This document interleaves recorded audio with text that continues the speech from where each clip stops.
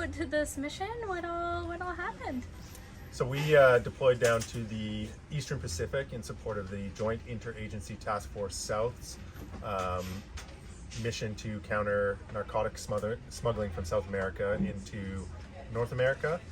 Specifically, it's a joint Canadian and U.S. mission that one or both ships embark a U.S. Coast Guard law enforcement detachment. In this case, Yellowknife embarked it for this mission, where we go out and we try and find smugglers and conduct an interdiction, and then turn over the drugs to the U.S. Coast Guard, where it's destroyed. Sounds like this was a pretty successful mission this time around as well. Yeah, really successful. We hadn't been very long out of our first kind of port in the area, where we got some cueing towards a potential target.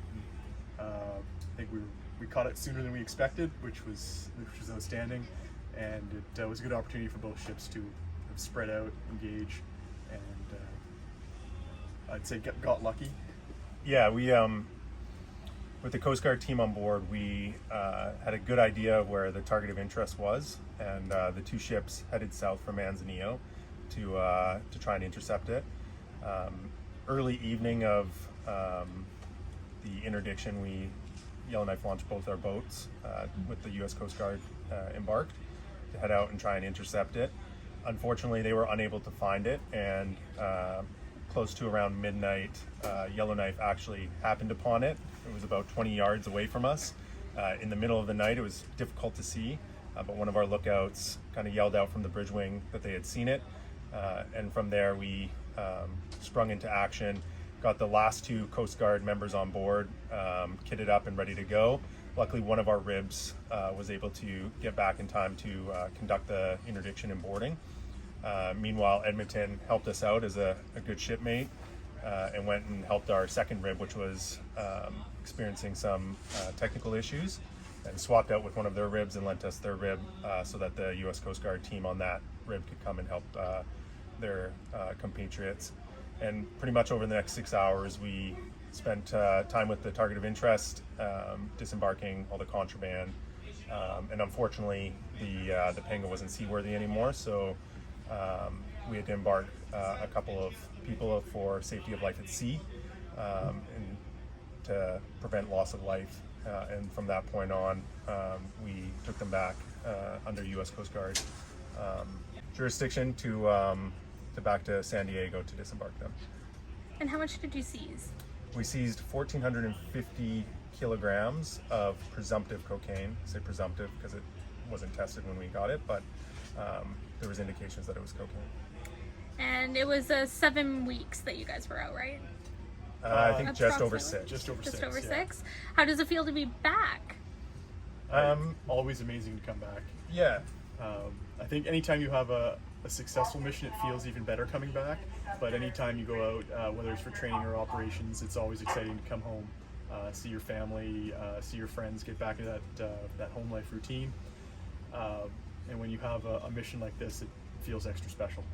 Lieutenant Commander Babcock, you were the lead ship in this seizure.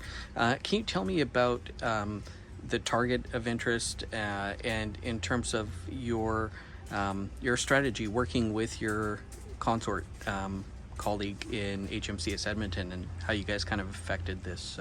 So this was a bit of a unique situation, because generally ships of this class, when they go down to support the Dryad of South, they both embark a law enforcement detachment from the U.S. Coast Guard. With this one being unique in that only one ship had the law enforcement detachment, we kind of had to think outside the box how we would work together.